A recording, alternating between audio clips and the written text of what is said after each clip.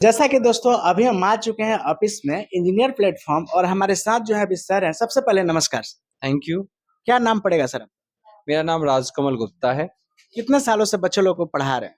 बिल्कुल, मैं पिछले 10 सालों से हम इंजीनियरिंग बैकग्राउंड में बच्चों को पढ़ा रहे हैं इलेक्ट्रिकल डिपार्टमेंट में। मतलब कैसे मन में ख्याल आया बच्चों लोग को पढ़ाना चाहिए?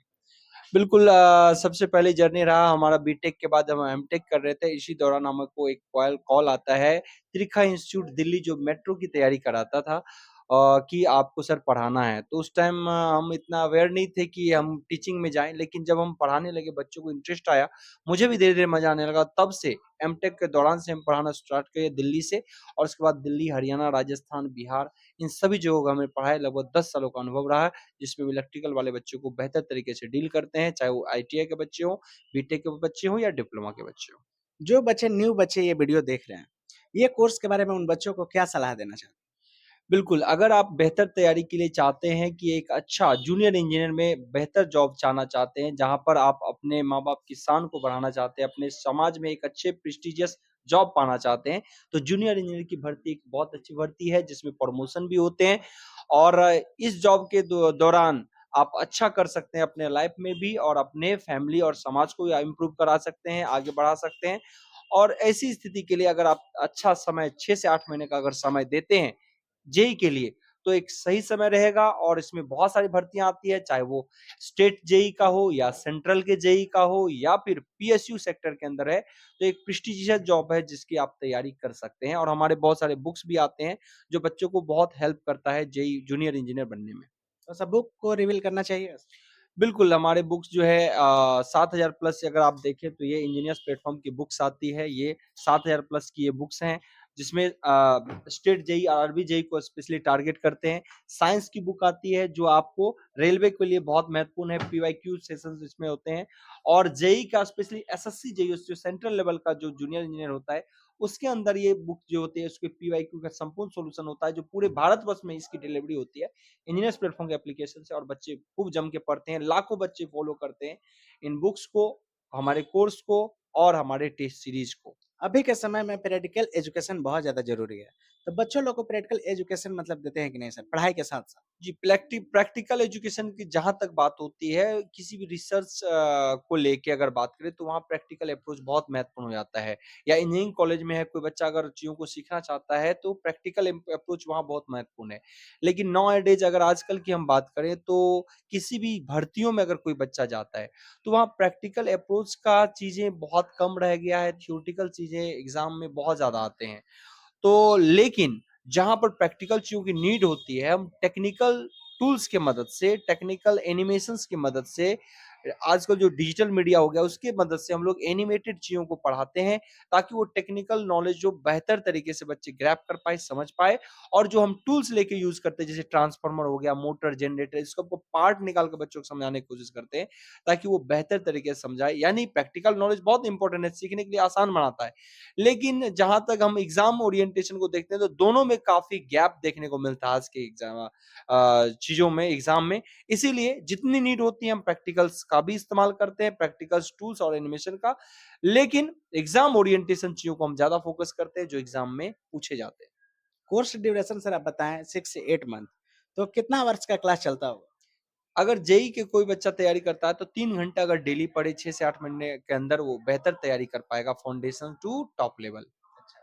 तो जिसमें उन लोग का पूरा बेसिक से एकदम आप सिलेबस को लेकर चलिएगा और पूरा उनका टॉप लेवल कंप्लीट तक। कराइएगा, नहीं? बिल्कुल, बिल्कुल बेसिक टू टॉप। अच्छा। इलेक्ट्रिकल में कहीं नहीं कुछ नहीं बचेगा, इफ बट कहने की कोई बात नहीं रह जाएगी, बस प्रैक्टिस करें, एग्ज़ाम में बैठे, दैट्स इट। मतलब जो बच्चे मन में ठान लिए, हमें मतलब डेढ़ साल, 1 साल में सफल होना है, तो अगर ये कोर्स को लेके अगर अच्छे से पढ़ाई करेंगे, तो क्या उनका सफलता मिल जाएगी? एकदम 200% इसमें कहीं इफ बट नहीं है।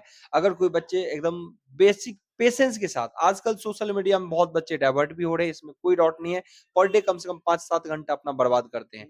अगर वो बच्चा अगर फाउंडेशन कोर्स को बेसिकली पढ़े या ऑफलाइन सेंटर हमारे पटना आके वो बेसिक वे में पढ़े क्योंकि हम ऑफलाइन सेंटर के साथ-साथ लाइब्रेरी की फैसिलिटी भी दे रहे हैं, बुक्स अवेलेबल करा रहे हैं और रहने का व्यवस्था अवेलेबल करा रहे हैं, रहने खाने का, लॉजिंग, फूडिंग तो ए टू जेड व्यवस्था है। अगर वो शांति से पढ़ाई पे कंसंट्रेट करे, सेल्फ मोटिवेटेड रहे, ना कि बार-बार किसी वीडियो को देख के मोटिवेट हो।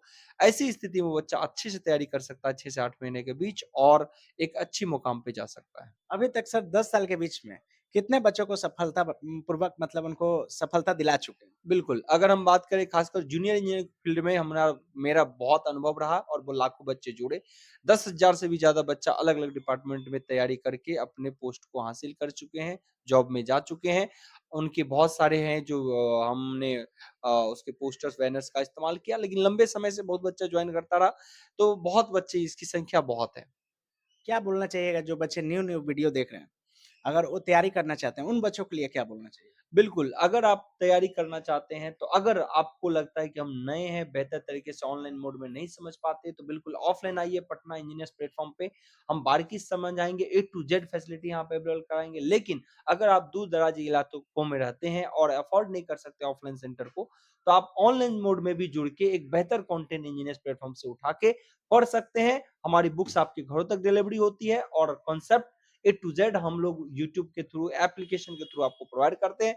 जहाँ पर एनिमेशन, पिक्चर्स टूल्स का भी इस्तेमाल करके आपको पहुँचाते हैं, पूरा इंडिया में। मैं गारंटी देता हूँ आप लोग को इस चीज़ का कि अगर इलेक्ट्रिकल की तैयारी आप करेंगे, प्लेटफ़ॉर्म से एक बेहतर रिज़ल्ट आपको देखने को मिलेगा। अगर जो बच्चे को डाउट होगा, उन बच्चे लोग के लिए क्या सुविधा दीजिएगा ऑफ़लाइन में?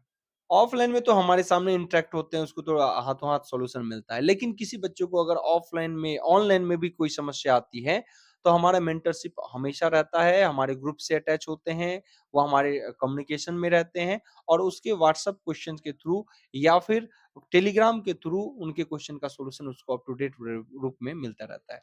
एक चीज़ और पूछना चाहेंगे, टेस्ट का क्या मतलब सुविधा है? मान के चलिए एक टॉपिक आप पढ़ा दिए, तो उस टॉपिक का टेस्ट कैसे लीजिएगा? बिल्कुल, हमारे यहाँ डीपीपी की व्यवस्था है, डेली प्रैक्टिस पेपर जो भी टॉपिक होते हैं उसके क्वेश्चंस दिए जाते हैं और उसपे बच्चे प्रैक्टिस करते हैं। वो क्वेश्चन प्रैक्टिस के अंदर 10 क्वेश्चन, 20 क्वेश्चन कितना भी हो सकता है, ये टॉपिक पर निर्भर करता है।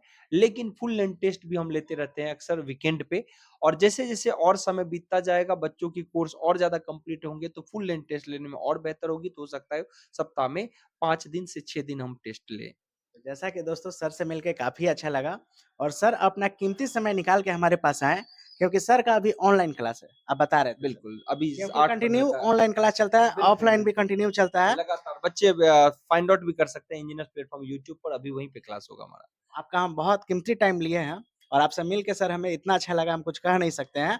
ऐसे ही बच्चों लोग को पढ़ाते रहिए और भविष्य को बनाते रहिए। चलिए इतनी महत्वपूर्ण बातों को बच्चों तक पहुँचाने के लिए आपको धन्यवाद। Thank you.